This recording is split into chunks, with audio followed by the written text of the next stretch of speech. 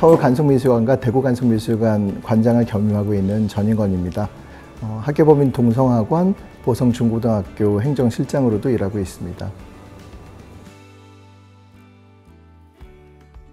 아무래도 간송미술관의 이제 간송 소장품이라고 한다면은 가장 대표적인 게 우리나라 국보이기도 하고 또 유네스코 세계 기록문화유산이기도 한 이제 후민저금 해례본이 될 것 같습니다. 우리 민족의 창의성이라든지 과학적인 능력, 그 게다가 홍익인간이라고 얘기할 수 있는 이제 애민정신까지 그런 모든 것이 담겨 있는 그런 그 역사적인 유물이기 때문에 가장 여러 가지 의미에서 가장 중요한 유물이라고 볼 수도 있겠고요. 또 지금 여기 대구간송미술관 상설전에 나와 있는 상감청자 운항문매병, 그 다음에 백자 청하 철체동체 초축 난공문명이라는 굉장히 긴 이름을 갖고 있는 도자기 2점 같은 경우도 우리나라 고려 시대의 청자, 상감청자를 가장 대표한다고 하는, 그리고 18세기 백자, 조선 백자의 가장 최상급이라고 해야 될까요? 이제 가장 높은 수준을 보여주는 그런 유물이기 때문에 그런 부분도 있지만, 또 전시 때마다 사실은 생각이 나는 것들이 많습니다. 특히 이번에는 이제 광복 80주년이라는 아주 특별한 그런 시기이기 때문에 여기 대구간송미술관에 나와 있는 삼청첩,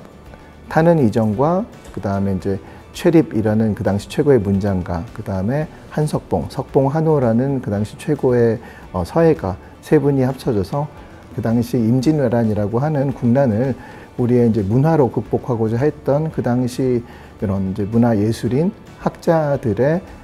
조선 선비의 기계를 보여주는 그런 작품이라서 그것이 가장 기억에 남고,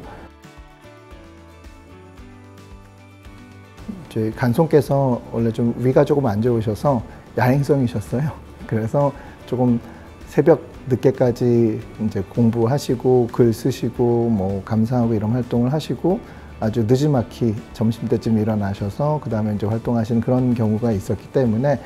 아버님 그 당시 아주 어린 소년이었으니까 근데 왜 그 밤에 그 화장실 가고 싶어서 일어날 때가 있잖아요. 그래서 이렇게 가다 보면은 간송 방에 이제 불이 켜져 있고 그렇게 이제 그 서화라든지 도자 같은 걸 보시면서 글 쓰고 하시는 그런 모습을 보고서 그 간송께서는 사실 그 당시 사람으로는 생각하기 좀 어려울 정도로 굉장히 가정적이고 부드러운 분이셨거든요. 당시 체벌이란 거 어떻게 보면 당연한 걸 수도 있는데 체벌은커녕 목소리 한번 높이신 걸 들은 적이 없다라고 할 정도의 분이셨기 때문에 정말 그 존경이 아니라 사랑하는 그런 아버지였기 때문에 그런 아버지가 이렇게 중요하게 생각하는 것이라면은 그거는 충분한 가치가 있는 일이고 반드시 해야 되는 일이다라는 생각이 있으셨기 때문에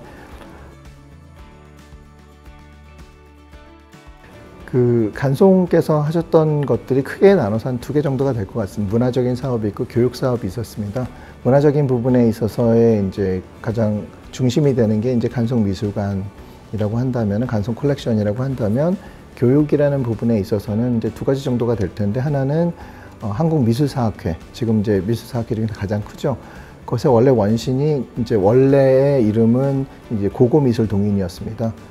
그런 이제 우리나라 최초의 민간 미술사학회를 발기해서 만드신 것도 간송이셔서 그걸 통해서 우리나라 한 2세대 이 미술사학자라고 할 수 있는 해곡 최순우 선생이라든지 진홍섭 선생, 삼불 김원영 선생 이런 분들을 계속해서 이제 키워내셨다라는 이런 부분들도 굉장히 중요하지만, 또 보성학교, 사실 올해가 이제 광복 80주년이기도 하지만 이제 1919년 3.1운동 때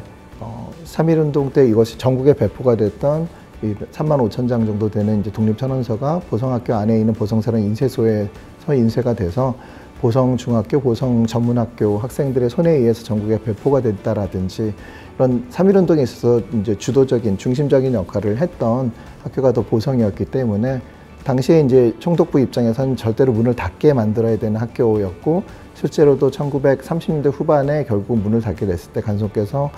몇 년에 걸친 어려운 협상 끝에 그걸 인수를 하셔서 국적인 이런 그 헤리티지라고 얘기를 해야겠죠. 이런 레가시를 여러 가지 교육을 통해서 저희도 좀 알려드리고 하거든요. 앞으로도 최대한 더 늘려가려고 노력을 하고 있습니다. 뭐 평소에 접하는 어떤 뭐 디자인이라든지 작품이라든지 이런 것에서 느끼는 그런 즐거움이 굉장히 크기 때문에 뭐 스포츠 좋아하시는 분들은 아시겠지만 예를 들어서 뭐 야구나 축구나 규칙을 알고 그 플레이어들을 알면은 몇 배나 즐거워지는 것처럼 미술도 마찬가지입니다. 그래서 그런 부분에 대한 그런 기초적인 지식을 뭐 책을 통해서라든지 요즘엔 또 유튜브 채널도 굉장히 많으니까 이런 것은 좀 관심을 가져주시고 관심을 갖게 되면 또 자기가 직접 찾기도 하고 또 찾아서 볼 때는 아무래도 느낌이 좀 다르잖아요. 그래서 알고 보시면은 더 재미있을 수가 있으니까 그리고 요즘에는 그렇게 어려운 책들뿐만이 아니라 아주 즐거운 재미있는 그런 입문서나 아니면 입문 채널들 많이 있으니까 그런 것들을 조금 보시면서 이렇게 같이 그리고 또 복사본이라고 하더라도 그런 이제 이 미술품 영인본 같은 것들을 집에 또 이렇게 보고 계시는 것도 또 그런 것들을 일상에서 즐기는 또 하나의 방법이 아닐까 싶습니다.